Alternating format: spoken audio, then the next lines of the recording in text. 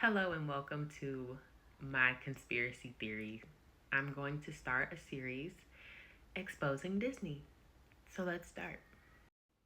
So for me, this all started about a year or two ago when I just started to discern something just so deeply off and sinister and satanic about Mickey and Minnie Mouse. Now, this is the Mickey Mouse in question, of course, that people know, that people love, that, has been turned into just like the mascot of the Disney franchise. But, like, what is it that is off about him? What is it that has had my skin crawling for like the past year and a half? I made a video about how I discerned this, but I could not put my finger on it. And I just had faith that the Holy Spirit would reveal it to me in time as he does all things. And now I will present to you what I have discerned, and I will present to you my theory as to why this character is emblematic of something far darker. So let's start at the very beginning. This is on waltdisney.org. So this is the article. It's from an article called The Evolution of Mickey Mouse. And it reads, the early days of Mickey Mouse demonstrate a version of him that present-day viewers might not recognize. The first Mickey cartoon produced, Plain Crazy, suggests his mischievous side, as we see a young, scrappy Mickey looking for trouble and adventure.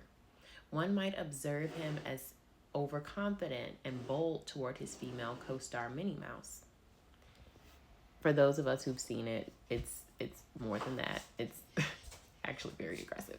But anyway, those early days of Mickey present a happy-go-lucky character, but one that displays slight juvenile behavior. That's a gross minimization.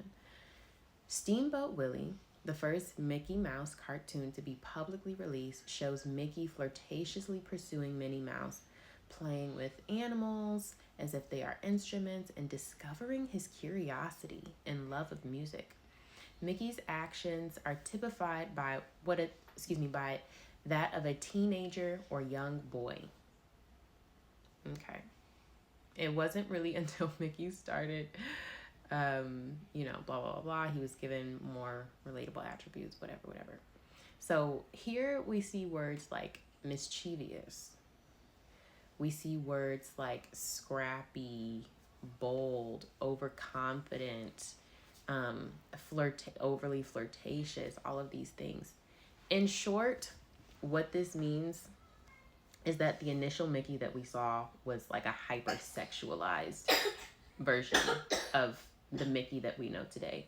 So in short, Mickey started off as some character that was mischievous and hypersexualized. Do not lose sight of those foundational pillars, especially the hypersexualized part. Now, typically when we think of mouse, we think of these rodents. We think of these type of mice. So what is it about a mouse that was so compelling, that was so intriguing to Walter, that he would make a mouse the mascot of his company, right? Because we think of mice, we think of ill, get away, vermin, rodent, etc. But now he's repositioned as some character that should be lovable and associated with joy and magic and all of these things, and that kids should gravitate towards, and all of these things, where when a kid on the street, if they saw a mouse, they would run the opposite direction. What is this reprogramming of the image of the mouse? Let's break that part down. Okay, before we get to that, let's just use some like bare bones common sense and talk about the characteristics of a mouse. So this is just from Wikipedia. It says primarily nocturnal animals, mice compensate for their poor eyesight with a keen sense of hearing. Okay, so there we know that mice see better in the dark. Mice are creatures of the darkness. Let's put a pin in that. They overcompensate with their keen sense of hearing, okay? They depend on their sense of smell to locate food and avoid predators. In the wild, mice are known to build intricate burrows. These burrows have long entrances and are equipped with escape tunnels. In at least one species, the architectural design of a burrow is a genetic trait. Okay, so it is intrinsic to a mouse to build these intricate burrows and have escape tunnels and like all of these things. Where have we known escape tunnels to be? At the bottom of Disney? Yeah. Whose emblem is the mouse, and they're using these escape tunnels for hypersexualized child sexual activity, trafficking activity. Okay, so it's intrinsic in the nature of Disney. If we're just gonna put two and two together, it's intrinsic in the nature of Disney, whose emblem is a mouse, to have all of these tunnels under it, to do all of these crazy things. It's an animal of the darkness. Like, Lord have mercy. Okay, let me not get ahead of myself because I've already put it together. But anyway, the mouse is the animal of the darkness that roams in the dark. It relies on its keen sense of hearing. Now, where have we heard about hearing? Oh yeah, faith comes by hearing and hearing through the word. Obviously, all of this is coming through the Christian worldview. This seems like a total perversion of that, to like have this mouse be your figure and it's relies on its hearing.